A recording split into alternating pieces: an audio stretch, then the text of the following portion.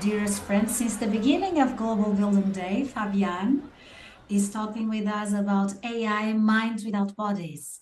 So, Fabián, the floor is with you. Most pleased to receive you in this Global Building Day.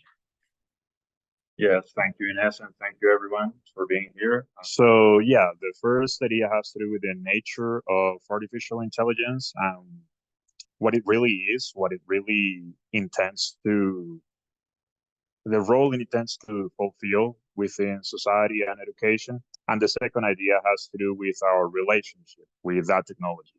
So, on the one hand, AI has been praised a lot for the opportunities it can offer in terms of education because it really puts a plethora of information for everyone in a conversational style. So what previously you had to go into Google and search in Wikipedia and read some articles to understand, you can now just ask a chatbot and it will answer you like it was a friend of yours or some kind of professional in any given field.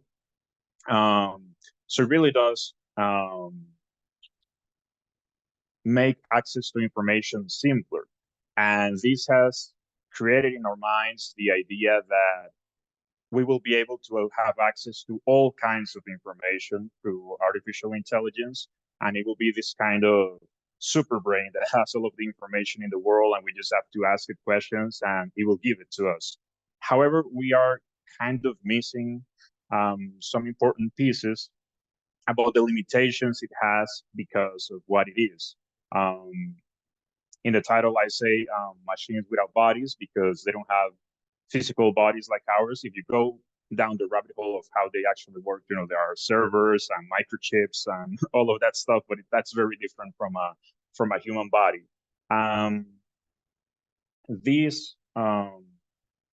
The presence of so much technology in our daily lives has led us to believe that all kinds of knowledge, all kinds of information are text-based, or they are propositional, or they are, they have to do with words. So they are the kind of information that artificial intelligence can provide will always be centered around and displayed in words. So you can ask it a question and it will answer the question. You can give a description of an image and it can create an image because it can interpret the words that you're giving it, or it can see, quote unquote, see an image and describe it to you, but it's all mediated by words.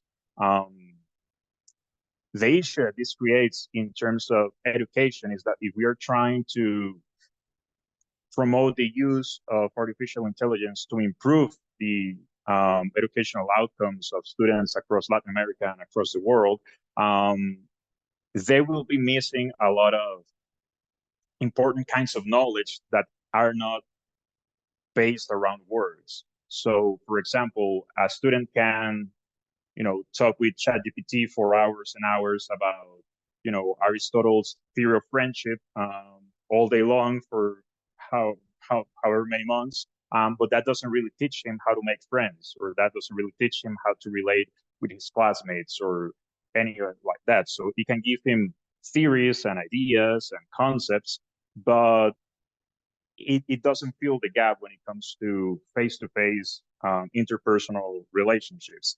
And again, it can describe a lot of things. You can ask him like, as if he was a person, but you can ask it if how can I make friends, or how can I be a better friend to someone, and it will give you an answer that's based around the information that has been written in books and articles and all of these text-based sources of information.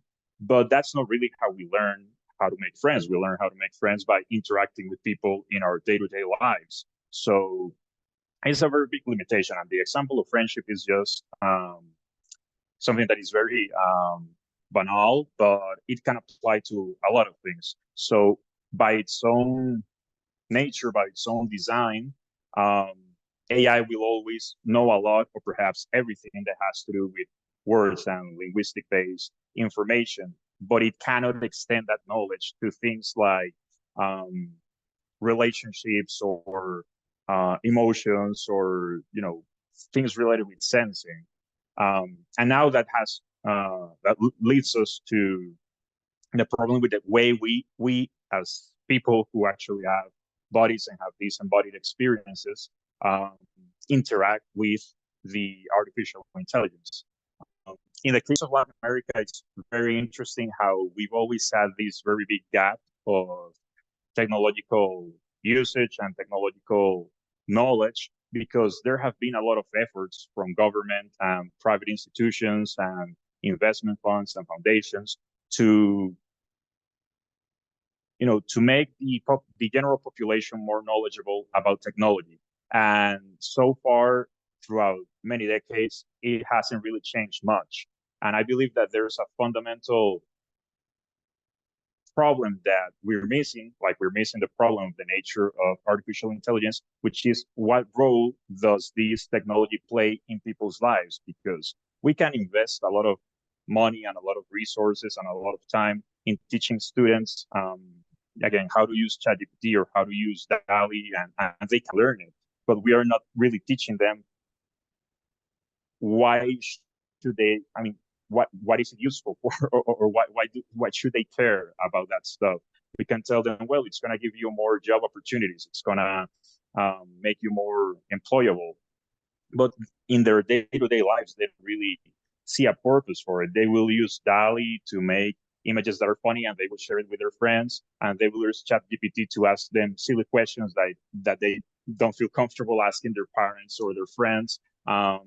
But they're not going to, become experts in engineering or in philosophy, through these tools, because we are not sharing with them how they can integrate a special kind of relationship with these tools in their day-to-day lives in a way that's close to their interests, right? So again, these seem like two different problems, but in essence, we are failing to understand what AI actually is, which is, again, it's basically a pool of information that can be arranged in a way that sounds conversational, and it can answer conversational prompts. And we are missing how that's different from the way we relate to other people. So when we talk with other people, they have a lots of input that are not text-based. They have real experiences, they have feelings, they have life histories, and that's what comes out when we speak with them. So again, we are missing that fundamental difference in the kinds of relationship. So my final statement is not to say that AI is not useful at all, or that it's not gonna make huge leaps in the way that education works. But I believe that if we want to guide ourselves and guide our students into a direction that is meaningful to them, we need to be honest about what these tools can do, and we have to share with them not just the tool, but a purpose for the tool. So I don't really have many answers, but that brings a question that might be interesting, which is, what is the purpose of what we are trying to accomplish with AI?